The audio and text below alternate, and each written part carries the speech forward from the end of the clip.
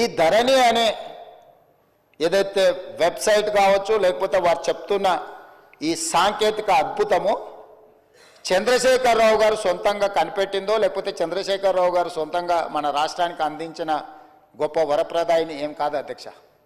2010 సంవత్సరంలోనే ఒరిస్సా రాష్ట్రం, మన పక్కనున్న రాష్ట్రం, ఈ ధరణి పేరు మీద ఈరోజు తెలంగాణ రాష్ట్రంలో ఏదైతే ఈ ధరణి ఈ మాడ్యూల్ని ఇంట్రడ్యూస్ చేసినో IL&FS సంస్థకు 2010 సంవత్సరంలోనే అక్కడ రిజిస్ట్రేషన్లు చేయడానికి, అక్కడ భూ రికార్డులను పరిశీలించడానికి ఒరిస్సా ప్రభుత్వము నామినేషన్ బేసిస్ మీద వాళ్ళకి టెండర్ ఇచ్చింది అధ్యక్ష.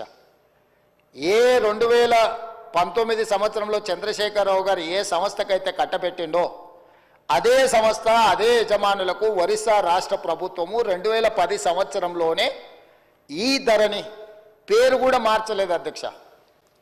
నువ్వు ధరణి అన్నావు, వాళ్ళు ఈ ధరణి అన్నారు. ఎందుకంటే ఎలక్ట్రానిక్ రిలేటెడ్ ఇష్యూ కాబట్టి ఈ ధరణి పేరు మీద 2010 సంవత్సరంలో ఒరిస్సా ప్రభుత్వం ఆ సంస్థకు అప్పచెప్తే 4 సంవత్సరాలు నిర్వహించిన తర్వాత కాగ్ ఏం నివేదిక ఇచ్చిందంటే అధ్యక్ష 2014లో అసలు ఈ ధరణి ఈ రిజిస్ట్రేషన్ సాఫ్ట్వేర్ లోపాలను కాగ్ నివేదిక బయటపెట్టడం కాకుండా ఎలాంటి కాంపిటేటివ్ బిడ్డింగ్ చేయకుండా వాళ్ళకు నామినేషన్ బేసిస్ మీద ఇవ్వడం మీరు తప్పు. వాళ్ళకి ఎలాంటి అనుభవం లేదు ఇందులో.